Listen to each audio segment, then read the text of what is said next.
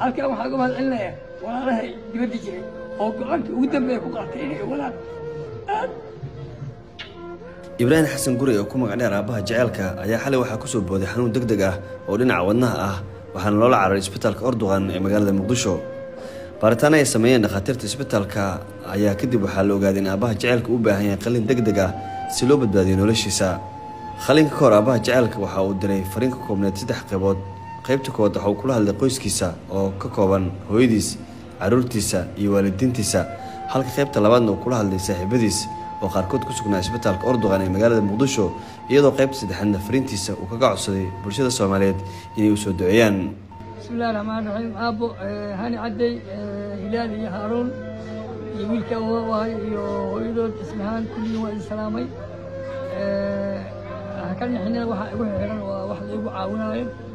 dabcan meesha aad joogtaan caafimaad sidoo kale inaan laga tago ogahay. xalawaa dhacay madaxa meesha aad gaartay.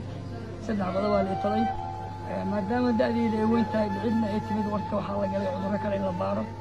alxamdulillah cudur ugu cusub oo xidid wadnaha ah oo xiran yahay aan la iga helay.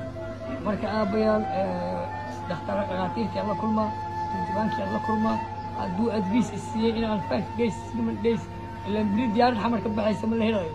diyaaradda ugu horeysa iyo inta aan macnaha nolosha ilaahay aan noolaan karo markaan isku fiiriyo jawaab degdeg ah insoo siina. haddaan qalliin gala intana iisoo duceeyo jawaab la-aan ma gelayo. waa idin jeclahay. koox dhakhaatiir oo ka kooban Soomaali iyo Turkiya ayaa isla markiiba u istaagay fulinta qalliinkan.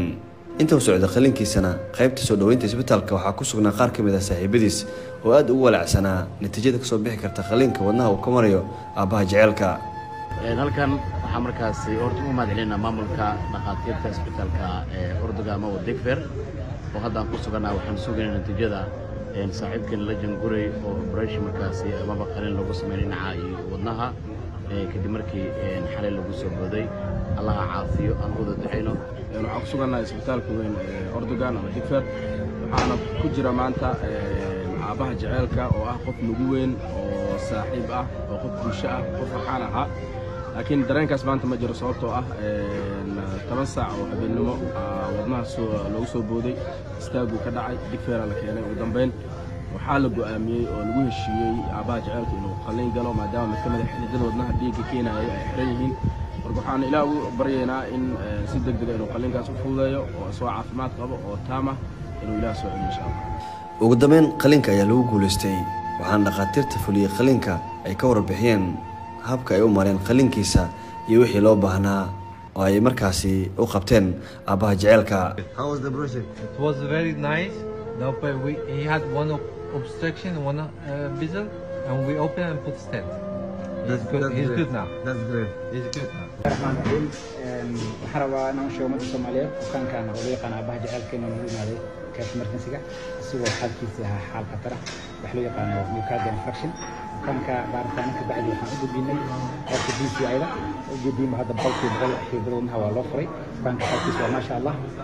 سوى كلام حروا أنا وشو مدة الصومالية هذا أسبوع كان حاول حنون حوض حمد أسبوع كان كاسو بحية نقص كنا نقوله لما دير كاي ماله هنا موضوع قيمة إمرجنسي إسبتال كان كيفية أنا إسبتال كله مركز سلو وسو بدي هدي الأركو حالة اللي قانا ميكاد انفراكشن حتى نجيب راسية سنفتال بالبال ما سنتي. waxaan rajaynaynaa insha Allah inuu ilaahay caafimaad ugu daro ilaahay qaybta salada markaas qalliinkiisana waxay dhakhaatiirta sheegeen inuu guuleystay. sidoo kale aabaha jaceelka ayaa ka mahadceliyay isla markaana ugu mahadceliyay isbitaalka Erdogan howsha ay u qabteen iyadoo uu ugu mahadceliyay maamulka Erdogan inay u qabteen howl muhiim ah oo markaasi looga maarmi waayay in lagu qalo isbitaalka Erdogan. bismillaahir rahmaanir rahiim. waxaan halkan ugu mahadcelinayaa qof kasta. waxaan ognahay isbitaalkaas sanada ka hor dad deganaa 30 qoys deganaa. qof kasta oo ka qayb qaatay in 30kaas qoys ama xoog looga bixiyo ama xeelad looga bixiyo ama bari looga bixiyo oo mahadcelinayaa. maalinkii aan 2 kun oo qof ka baxdaa ayuu jiraan la keenay ka baxdaa anaa ka mid ah shalay loo jirnaa in maanta ka baxay bari adaa ka mid ah. marka dadkii qalliinka ii sameeyey dhakhaatiirta aad ugu mahadcelinaa.